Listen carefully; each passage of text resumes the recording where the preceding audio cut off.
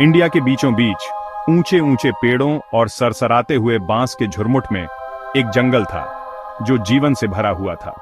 रंग बिरंगे फूलों के बीच तितलियां नाचती थीं और नटखट बंदर हरे भरे पेड़ों की डालियों से झूलते थे। इस खूबसूरत दुनिया में अपने राजा शेर सिंह की नजरों के नीचे शांति और एकता थी। शेर सिंह कोई मामूली बाघ नहीं था। वो अपनी ताकत के साथ साथ अपनी बुद्धिमानी और निष्पक्षता के लिए भी जाना जाता था। जब उसकी दहाड़ सुबह के सन्नाटे में गूंजती थी तो वो डर नहीं बल्कि हर छोटे बड़े जानवर को सुरक्षा का एहसास दिलाती थी। शेर सिंह का मानना था कि हमें अपनी बातों से नहीं बल्कि अपने काम से दिखाना चाहिए। वो यह सुनिश्चित करता था कि हर जानवर के पास खाने के लिए पर्याप्त भोजन हो और सोने के लिए सुरक्षित जगह हो। वो छोटे मोटे झगड़ों को प्यार से और समझदारी से सुलझाता था और हमेशा सबको याद दिलाता था हम साथ मिलकर ज्यादा ताकतवर हैं। उसके राज में जंगल खुशहाल था जो शांति प्रिय राजा का प्रमाण था। किसी को नहीं पता था कि इस शांति को जल्द ही चुनौती मिलने वाली थी। एक गर्म दोपहर जंगल की शांति भंग हो गई। पेड़ों के बीच एक अजीब और खतरनाक गुर्राहट गूंजी जिससे बहादुर जानवरों की भी रूह कांप गई। बंदर घबराकर ऊंची डालियों पर चढ़ गए। हिरणों के कान फड़फड़ाए और वे डर के मारे भाग गए। घने जंगल में आग की तरह खबर फैल गई। एक भालू जो अब तक देखे गए किसी भी भालू से बड़ा और खूंखार था, उनके इलाके में घुस आया था। वो जंगल में इधर उधर घूम रहा था और जहां से भी गुजरता था वहां तबाही मचा देता था। झाड़ियां उखड़ गईं, चिड़ियों के घोंसले जमीन पर बिखर गए और हवा में तनाव छा गया।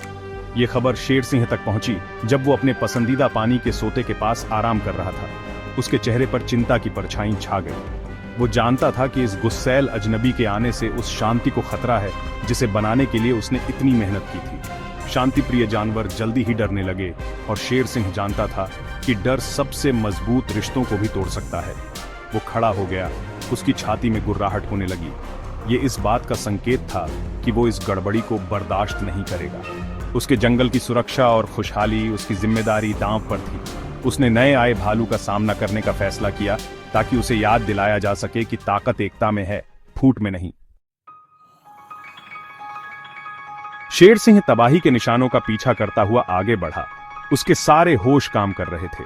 वो शांति से चल रहा था, लेकिन उसकी चाल में ताकत छिपी हुई थी।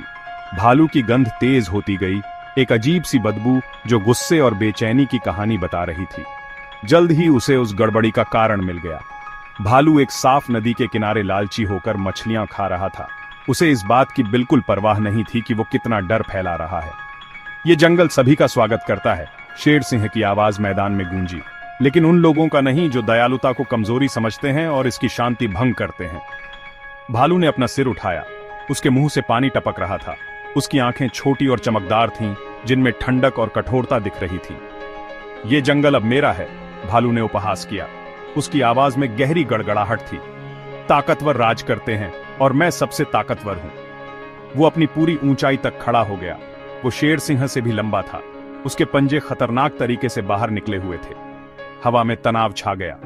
तोतों का एक झुंड हरे और लाल रंग के पंखों के साथ उड़ गया। उनकी चौंकाने वाली चीखें अचानक सन्नाटे में गूंज उठीं। शेर सिंह अपनी जगह पर डटा रहा। उसकी पूंछ धीरे धीरे आगे पीछे हो रही थी, जो उसके बढ़ते गुस्से का संकेत था।